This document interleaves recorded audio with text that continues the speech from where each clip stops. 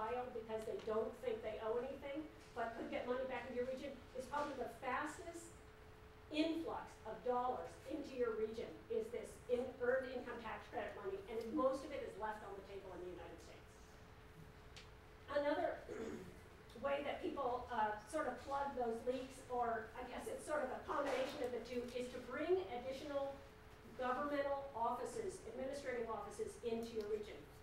That's sort of gone by the wayside with the current administration, where there are no administrative offices any longer. But still, it's something to think about because governmental entities within your region do bring in new tax dollars. And then one of the things we hear about a lot is the leakage of retail dollars. And so we have a lot of county and city governments who are focused on building their retail economies. Remember, that does not add water to your rain barrel. It only stops leaks.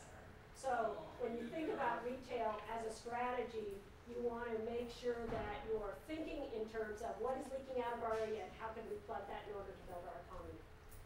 I guess it's also possible to build a retail center that will actually attract new money to your area.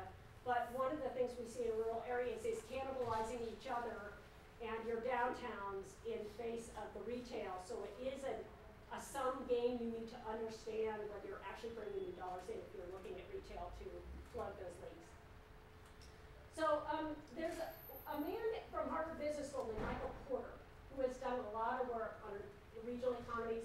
Used to be an urban economist, and now he's sort of branched off and done a lot of work in rural economies. And he actually did a paper called The Competitiveness of Rural U.S. Regions.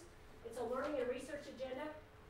And I actually pulled it because this is a compilation of a lot of the study work that has been done on rural economic development and what works and doesn't work in the nation. And so it's sort of a seminal work around regional and rural development. And I'd just like to read you some quotes of this, sort of kick off this today. One is that a region, an economic region, is an economic unit with its own distinct economy. And that's an economy of composition of types of businesses, a business environment in common, and the relationships to neighboring counties. One of the things we think about in Northern California and on the coast here is that there's a lot of similarity between Mendocino, Humboldt, and Donald counties. And when we think about the types of businesses that are concentrated here, they're very similar in all those counties. Businesses don't know jurisdictional lines, and we have always believed that if we could get closer relationships between the businesses in like industries along that North Coast corridor, we can actually grow the economies on the North Coast by really focusing on what types of business find their competitive advantage here. A competitive advantage is something that brings a business to a region because they can do business either more efficiently or more effectively from that region. It is hard for rural economies to find that niche. We used to be the place where there was cheap land and cheap agriculture, cheap workers. We are no longer the place of cheap land and cheap workers. Nor do we want to be the place of cheap workers or cheap land in particular. So that has created a big drive to find a new competitive advantage. And most rural communities who have amenities, like we do luckily on the coast, are competing based on quality of life. But every single community is competing on quality of life. And so when you think about the landscape of communities in the United States all competing for businesses and business attention based on their quality of life, you realize that that is a real shotgun effect in trying to attract businesses in that regard. So what we like to think of instead is sort of this mantra that businesses go where they're wanted and stay where they're appreciated. And Silicon Valley really coined that term when they realized they were losing high-tech businesses to Austin, Texas, and decided they needed to do something as a technology economy in order to keep businesses coming to their area.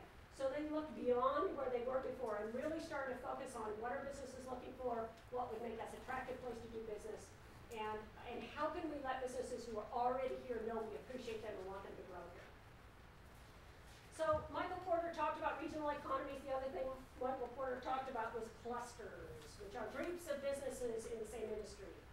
And I just want to read you a couple quotes here. One one, he said, regional economic development is probably best seen as a combination of natural evolutionary processes driven by market forces, together with conscious planning, which aims to identify the strengths, to reinforce and improve the business climate, and invest and seize the opportunities that have presented itself. I think that's a very succinct methodology around regional economic development.